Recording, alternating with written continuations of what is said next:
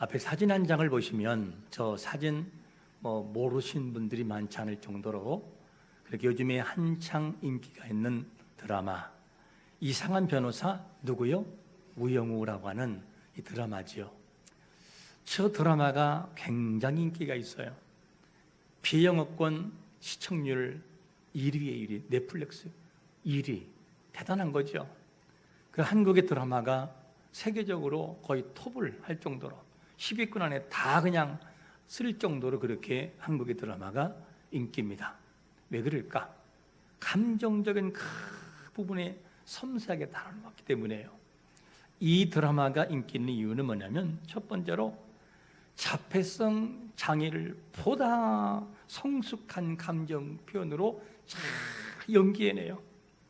그리고 기존 영화 같은 경우는 자폐성 주인공의 천재성에만 초점이 맞춰졌는데 이 드라마는 그게 아니고 우영우라는 한 명이 자폐를 가지고 있으면 사회의 일원으로서 적응에 관한 이 과정을 굉장히 높이 평가해요. 그런가 하면 장애에 관한 편견이 많은 이 한국 사회에서 장애가 있다고 해도 충분히 사회생활을 할 수 있다라고 하는 희망의 메시지가 이 드라마를 아주 매력있게 만들죠. 그런가 하면 에피소드가 현실에서 일어날 만한 내용들을 다루고 있어요. 그래서 누구나가 겪을 수 있는 구체적인 내용들을 다뤄놨기 때문에 이 드라마가 인기가 있죠. 자, 우리는 여기서 한번 이렇게 질문해 볼 수 있어요. 드라마가 우리의 일상생활에서 굉장한 부담 없이 다가오고 감동을 준다면, 자, 그러면 신앙생활 할 때에 밀접한 관계성이 있는 하나님의 말씀은 우리에게 어떻게 의식되고 있는가? 구체적으로 말하면 성경은 우리에게 어떻게 의식되고 있는가 하는 거예요. 어떤 분들이 이렇게 말하잖아요. 너 잠 안 오니? 그러면 뭐 읽으라고? 성경 읽으라고 그래요. 무슨 얘기죠?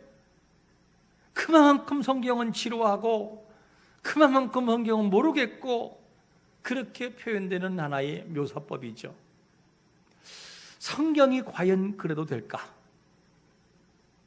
성경을 정말로 깊이 들어가 다루면 성경은 창조와 종말을 다루는 것은 물론이요, 인간이 살아가는 전반적인 삶을 리얼하게 표현하고 있어요. 그 중에는 실수적인 면들, 그 중에는 성공담, 성공하기 위해 달려가는 삶, 다양한 것을 다뤄놓고 있어요. 그래서 드라마틱하게 연출되는 성경에 푹 빠져보는 마음이 필요해요. 휴가를 지내보지만 사실은 휴가 기간 동안 믿음이 깨질 때가 많아요. 그런데 다시 한번 그거를 딱 안정감 있게 찾아줄 때가 언제냐? 다시금 말씀을 보고 새벽에 조용히 묵상하면서 그래, 맞지? 그래, 그거야 바로. 이 다가오는 깊은 하나님의 그 묵상의 힘이 우리에게 놀라운 힘을 줘요. 그래서 사실 성경은 지루한 내용이 아니고 우리의 삶을 너무도 정확하게 말해주고 있는 하나의 해답지와 같아요. 이 드라마에도 주인공이 있거든요. 설정이 주인공 엑스트라, 주연이 있고 조연이 있어요. 성경에도 주인공이 있고 그 초점이 있어요. 그게 뭐냐? 성경은 우주의 주인 되신 하나님이 주제이고 그의 백성들이 주제예요. 이 사람들이, 그리고 이 하나님이 뭐가 되느냐? 주인공이 되는 거예요. 그들이 살아가는 삶의 영역에서 울기도 하고 기쁘기도 하고 고민도 하고 아파하지만 결국에는 하나님의 능력으로 그 사람들을 잡으신 하나님의 역사를 다루는 것이 성경의 말씀이죠. 오늘 말씀에도 이 배경의 내용이 어떤 내용이냐면 이스라엘 백성들이 하나님의 영광 위에 살다가 바벨론 포로 70년의 세월을 살아요. 이 고통 속에 있을 때 하나님이 그들을 회복할 것이다, 이 메시지가 주를 이루는 것이 본문의 내용이에요. 북이스라엘과 남유다는 하나님의 은혜 가운데 많은 걸 누리고 살아갔어요. 너무나 많은 걸 누리고 보호하심이 깊다 보니까 백성들이 타락하기 시작을 해요. 그리고 하나님이 주신 모든 것을 가지고 우상에게 마음을 빼앗겨 버려요. 하나님의 입장에서 그들을 연단시키고 깨우치는 것은 고난이었어요. 고난. 그게 뭐냐? 바벨론 70년의 고난을 허용하는 것이었어요. 그리고 북이스라엘은 아수리에게 70년의 생활을 허용하는 거였어요. 그 속에서 하나님의 역사를 보게 만들어 놔요. 자, 이 70년의 생활을 통해서 이스라엘의 영적 상태가 어떻게 바뀌었을까?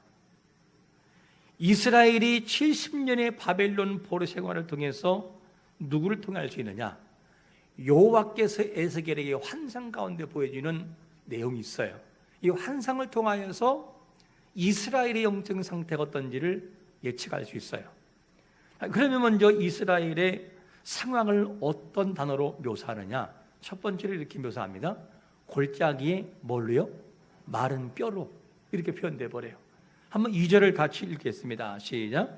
여호와께서 권능으로 내게 임재하시고 그의 영으로 나를 데리고 가서 골짜기 가운데 두셨는데 거기 뼈가 가득하더라. 이스라엘의 영적인 상태를 뭐라고 표현되느냐? 환상 가운데 봤더니만 골짜기에 뼈가 있는 거예요. 뼈가. 뼈도 그냥 뼈가 아니라 너무나 많은 뼈가 있고, 너무나 많은 뼈의 대부분 특징이 뭐냐? 말라 비틀어진 것, 쉽게 말하면 이것이 당시에 에스겔이 보았던 환상의 모습이었어요. 그것은 곧 이스라엘의 영적인 상태, 이스라엘의 좌절된 마음을 표현합니다. 오늘이 8.15 광복절 77주년 맞이하는데, 조선이라고 하는 나라는 일본의 식민지로 있을 때 일본의 만행은 정말 말하기가 힘들 정도로 그렇게 무자비했어요. 일본식 이름으로 이름을 바꿔야 됐어요. 이거를 상시개명이라고 하죠. 그리고 쌀 농사를 지면 30%는 군산항을 통해서 수탈해 갔어요. 당시 어른들의 말에 증언에 의하면 뭐라고 하느냐? 한 마지기 안에 벼농사를 지면 포기까지 세요. 포기까지. 몇 포기까지 세하고 계산 나오고, 한 포기에 몇 줄기가 있느냐 계산 나오고, 줄기에는 몇 알이 있느냐 계산 나와가지고 종합으로 해서 어느 정도가 나와야 된다라는, 이것을 계산하는 것이 일본 사람들의 모습이었어요. 그래도 혹여라도 감췄을까봐 이만큼 길은 쇳대를 가지고 찔러봐요. 헛간을 찔러보고 찔러봐서 나오면 그때는 이제 힘들어지는 거죠. 이것이 아버지 세대에서 들었던 이야기였어요. 그만큼 일본 사람들이 우리나라에게 무자비하게 했다. 일본에 맞선 조선의 독립은 사실은 불가능했어요. 불가능. 자력의 힘을 가지고는 불가능했어요. 독립군들이 나름대로 싸워서 그들을 괴롭히게 하고 장군들을 죽이기도 하지만 그만큼 더 악랄하게 핍박이 가해졌어요. 너무도 아픈 세월을 보냈기에 이 민족을 향해서 원망과 억울함과 웅얼해진 한민족이라고 그래요. 한이 있는 민족. 그래서 옛 어른들이 콩밭을 메고 뭔가 일을 할 때는 타령이 나와요. 타령조가 나와요. 어릴 때도 그것이 기억이 나요. 타령했던. 그래서 이 일본의 문화는 사람들의 생각을 변화시키고 언어를 변화시켜 놨어요. 그들의 언어를 보면 그들의 문화에 익숙해진 조선 사람들의 모습을 알 수 있죠. 아마 이 중에는 일본어를 잘하는 분도 많을 거예요. 제가 지금 따신 분들은 그때 배웠기 때문에. 그래서 언어들을 보면 문화에 익숙한 것을 봐요. 과거의 어른들이 바지를 뭐라고 했죠? 스봉이라 했어요. 스봉 어디 있냐? 그런감이 양동이를 빠켓스라고 하고, 도시락을 변도라고 하고, 속옷을 뭐라고 했어요? 사리마다 어디 있느냐? 이런 표현을 썼었어요. 이게 뭐냐면 문화를 통해서 이미 일본화가 된 사람들의 모습을 말하는 거죠. 이것이 30년이 조금 넘는 세월이 만들어낸 언어의 습관이에요. 지금 시대인 우리들도 그것이 툭 나올 때가 있어요.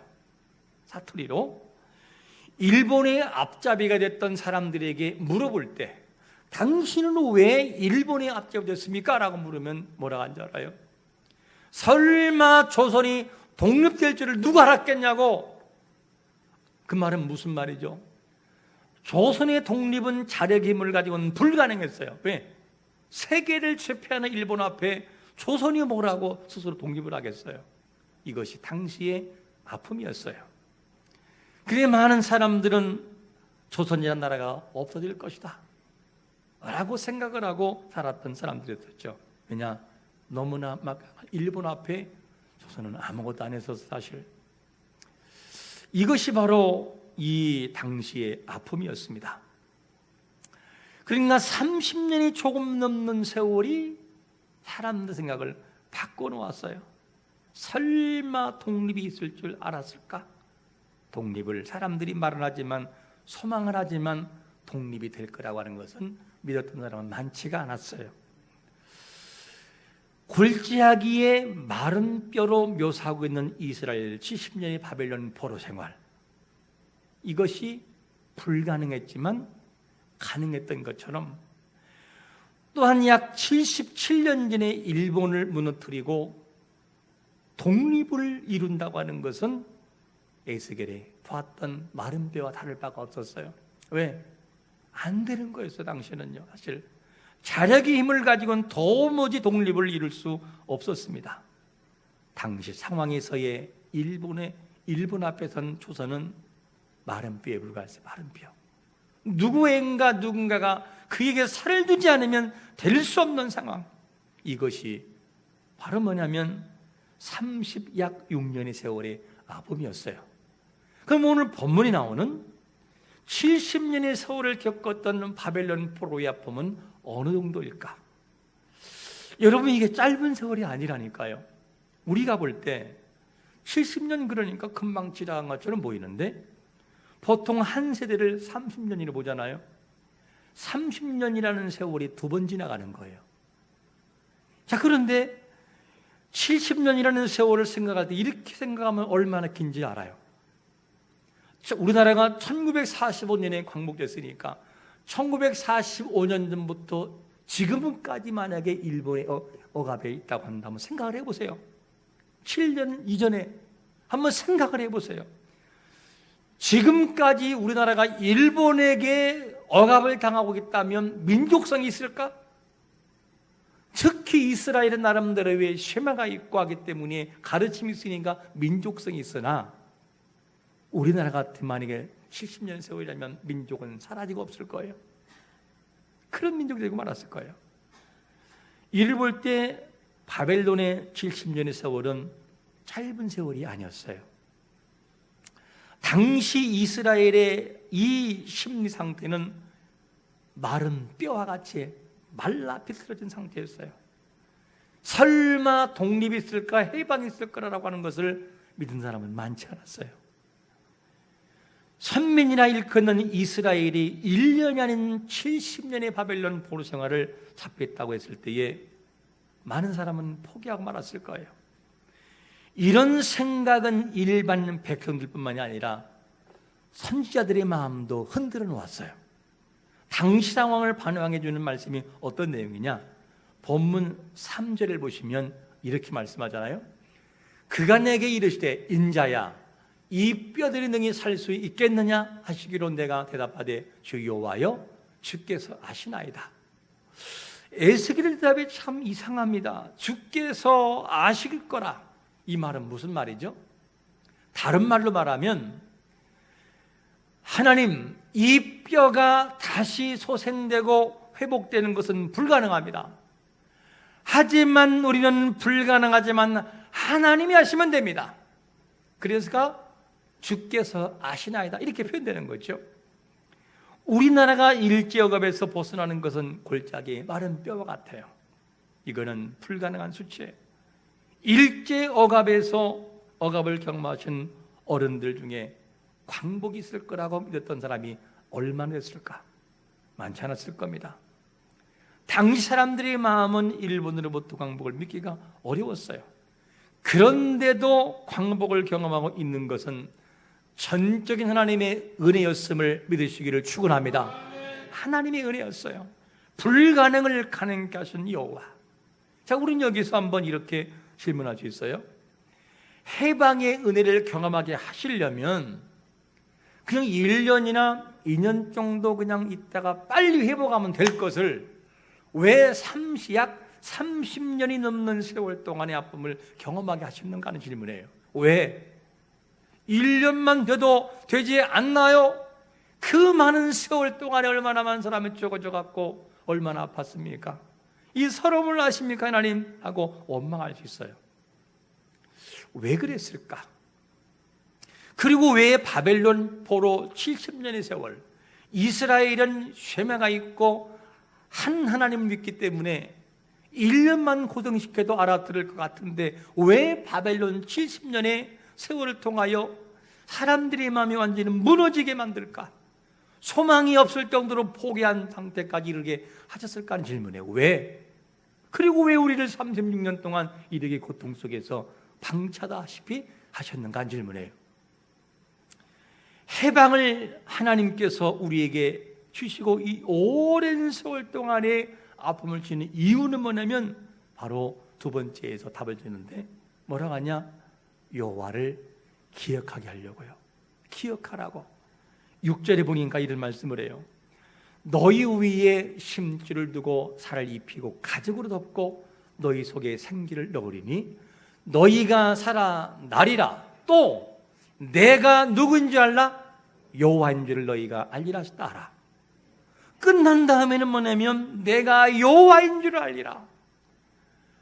이스라엘 백성들의 살림이 마른 뼈와 같이 무너져 버렸어요. 도저히 해방이라고 하는 것을 기억할 수가 없는 정도의 무너진 상태, 침체된 상태가 이스라엘 민족의 모습이었어요. 그런데 그들에게 해방을 주는 이유가 뭐냐면 봐라, 여호와가 하신 일이다. 도저히 불가능한 바벨론 포로에서 너희를 구출하고 무덤에서 나오게 한 자가 누구냐? 나 여호와다. 이거를 기억하라는 거예요. 그러니까 그 오랜 세월 동안에 아픔을 주신 거였어요. 하나님을 모르는 사람들은 믿는 것이 크게 제한적이에요. 가능성이 있는 것이나 믿어질 만한 조건이 있을 때 믿어요. 한 번은 군을 제대하고 동원 예배군에 참여하고 훈련받는데 제가 전도사로 있는 걸 알고 한 친구가 저에게 이런 질문을 해요. 내가 다른 건 다 믿을 수 있는데 한 가지는 안 믿어진다. 그게 뭐냐? 오병이어의 기적이라는 거예요. 아니 어떻게 그래? 떡 5개하고 물고기 2마리로 5,000명이 먹고 12방죽이 남느냐? 말이 되는 소리 하느냐? 이렇게 묻더라고요. 뭐라고 할 말이 있겠어요? 뭔 얘기를 안 들으면 그가 믿겠냐고요. 그래서 웃으면서 하나님은 하실 수 있다. 그리고 헤어졌어요. 그 마음이 너무 불편해요. 그리고 갑자기 몇 년 지난 다음에 그 친구가 생각이 나서 한번 찾아가서 자세하게 시간을 두고 하면 전담 좋겠다라고 알아봤더니만 알코올 중독으로 40대의 중반에 사망했다는 소식을 듣고 너무 마음이 아팠어요. 40대. 북이스라엘과 남유다가 오랜 세월 동안의 포로 생활을 통해서 고통받는 이유가 어디 있었습니까? 고통의 세월을 통해 하나님을 알리기 위함이었어요. 이 상황에서 불가능한 수치의 70년이라는 세월을 통해서 너희들은 안 믿지만 나는 할 수 있다. 이거를 보여주기 위해서 사람은 살아가면서 잊지 못하는 사건들을 경험하게 돼요. 아무리 잊으려고 잊을 수 없는 일들을 경험하게 할 때가 있어요. 그래서 그 일을 생각하거나 그 장소에 가면은 그것이 떠올라요. 앞에 사진 한 장 볼까요? 저 사진은 2012년 12월 일 스페인에서 열린 크로스 컨트리 경기에서 있었던 사진을 캡처한 거예요. 저 사진에서 피부가 검은 사람이 케냐 선수, 바로 누구냐? 아벨 무타이라는 사람이고, 뒤에서 얼굴이 좀 흰 분이 스페인 선수. 이 스페인 선수인데, 아나야라는 스페인 선수인데, 경기를 한참 하고 달리기를 하고 있는데, 이제는 저 케냐 선수가 1등이에요. 1등. 말이 필요 없이 1등이에요. 왜? 거리가 있으니까. 그런데 한참 달리다가 케냐 선수가 결승전을 10m 앞에 두고 멈춰요. 걸어가요. 알고 보니까 안내 표지만 결승 표지판을 잘못 봤던 거, 잘못 봤어요. 10m 앞에 가야 우승인데 10m 앞에를 가지를 않아요. 이것을 바로 누구냐? 아나야라고 하는 스페인 선수가 보았어요. 보니까 이 스페인 선수가 결승점을 잘못 이해를 하고 멈춰있어. 이미 지난 줄 알고. 그래서 이 스페인 선수가 2위로 달리고 있던 스페인 선수가 그냥 골을 나면 1등 우승컵이 주어지는 거였어요. 그때 이 스페인 선수, 이 아나야가 저 케냐 선수 무타이 옆으로 와요. 그리고 뭐라고 하느냐? 결승전이 여기가 아니고 저기다. 여러분 왼쪽에 사진 보이죠? 여기가 아니고 저기다. 빨리 뛰어가라고. 그러면서 2위를 달리고 있는 이 아나야 선수가 무타이 선수, 케냐 선수에게 알려주어요. 그러니까 다시 못져 건듯이 결승전에 뛰어가서 우승컵을 차지해요. 그래서 기자들이 물어요. 아니, 아나야 당신은 왜 1등의 기회를 놓치십니까? 그냥 들어가면 되는 거 아니었냐? 라고 말했더니만 뭐라고 하느냐? 그는 자신이 아니라 무타이가 우승할 자격이 있는 사람이지 내가 아니라고. 그러면서 이런 멋진 말을 해요. 내가 이겼다면 그 승리가 가치가 있었을까? 그런 메달을 명예가 있을까? 내가 그랬다면 어머니가 뭐라고 하셨을까? 라는 질문에 어머니가 뭐라고 하셨을까? 그리고 당시의 기사가 그 아나 2등한 선수에게 뭐라 기사를 남기는데 이런 글을 써요. 아나야 선수는 승리보다 정직을 선택했다. 위대하잖아요. 무타이 선수가 케냐 선수가 아나야 선수 이길 수 있을까요? 절대 못 있죠. 자기가 우승할 수 있는 기회를 그 친구가 차지하지 않고 도리어 자기가 알려줘서 우승한 것을 어떻게 이겨서 세계대회에서요? 이거 못 잊어요. 하나님이 왜 오늘 본문에서 이스라엘 백성들에게 바벨론 70년이라는 긴 세월 동안에 고통을 당하게 했을까? 그 고통에서 구원한 자는 너희들이 볼 때는 도저히 불가능한 70년의 세월이었지만 나는 그 일을 할 수 있다. 그러므로 절대 나를 잊지 말라라고 하는 여호와를 알리기 위한 하나님의 계획이었음을 믿으시기를 축원합니다. 알려주시는 거예요. 그거를 기억해라. 잊지 말아라. 이걸 알려줘요.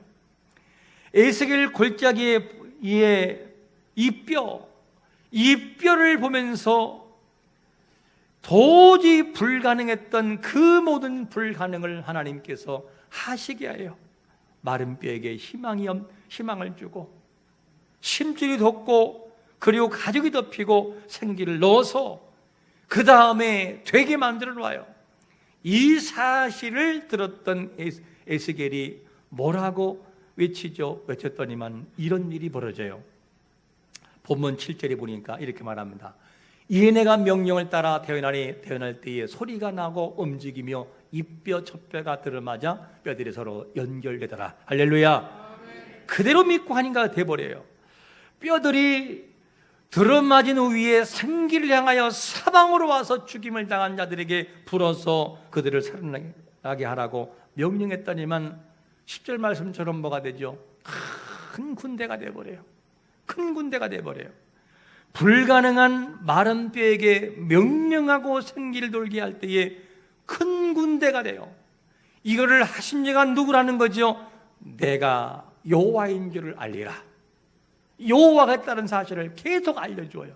마지막 끝날 때도 내가 여호와인 줄 알리라. 뭘 말하고 있습니까? 바벨론에 해방되기 전에 이스라엘 백성들의 마음은 완전한 절망이었어요. 그 당시의 모습을 본문 11절에서 이렇게 보여주고 있잖아요. 11절에 보니까 또 내게 이르시되 인자야 이 뼈들은 이스라엘 온 족속이라. 그들이 이르기를 우리의 뼈들이 말랐고 우리의 소망이 없어졌으니 우리는 다 멸절되었다느니라. 희망이 없어요. 희망이 없었던 그들에게, 불가능해 보이는 그들에게 하나님은 하셨어요. 너희들이 지금 영적인 상태가 마른 뼈와 같고 말라 피투러진 뼈와 같지만 나는 할 수 있다. 너희들은 할 수 없으나 나는 할 수 있다라고 한 사실을 바벨론 70년의 포로 생활을 통해서 해방시키는 걸 하나님이 보여주어요.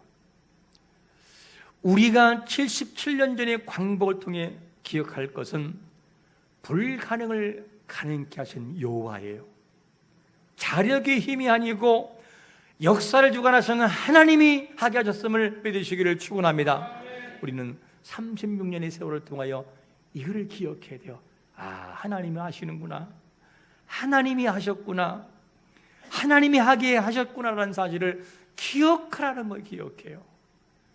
만약에 1년으로 끝났다면 사람들이 기억하지 않았을 거예요. 그러나 36년은 우리 시대, 경험하지 않은 시대도 아픔의 모습으로 다가와요. 그날을 기억하기 때문이죠. 여러분, 그뿐만이 아니라 우리가 감사할 것은 하나님을 알만한 것이 전혀 없는 우리에게 성령 하나님이 찾아오심으로 예수님을 믿어지게 하고 하나님을 아버지라 고백할 수 있는 사실 또한 너무나 큰 믿음의 광복인 것도 믿으시기를 축원합니다. 하나님을 욕되게 했던 조상들의 잘못을 보지 않으시고 하나님은 그 속에서 하나님을 아버지라 부를 수 있는 자격을 우리에게 주셨어요. 너는 구원받을 존재라고 하는 사실을 믿음을 통해 우리에게 증명해 주셨어요. 아무리 보아도 은혜가 아닐 수 없어요. 큰 영적인 광복이지요. 오늘 우리가 기억할 말씀은 기억하고 있는가? 기억하고 있는가? 약 77년 전의 8.15 광복은 너희들의 힘이 아니고 나의 힘이었다. 여호와인 줄을 알리라. 여호와인 줄을 알리라. 할렐루야. 여호와가 하셨다는 거예요. 이거를 기억하라는 거죠. 모든 것이 역사의 주관자신 여호와가 하셨음을 고백하시기를 축원합니다. 그 믿음을 우리에게 다시 한번 뜨겁게 만들어 놓아야 돼요. 우리를 되게 하신 이도 여호와라는 사실을 우리는 알아야만 돼요. 여호와를, 그거를 알리라. 우리에게 해방을 하시고 영생의 은혜를 주신 여호와를 기억하는, 잊지 않고 기억하는 한 주가 되시기를 예수 그리스도의 이름으로 축원합니다. 아멘.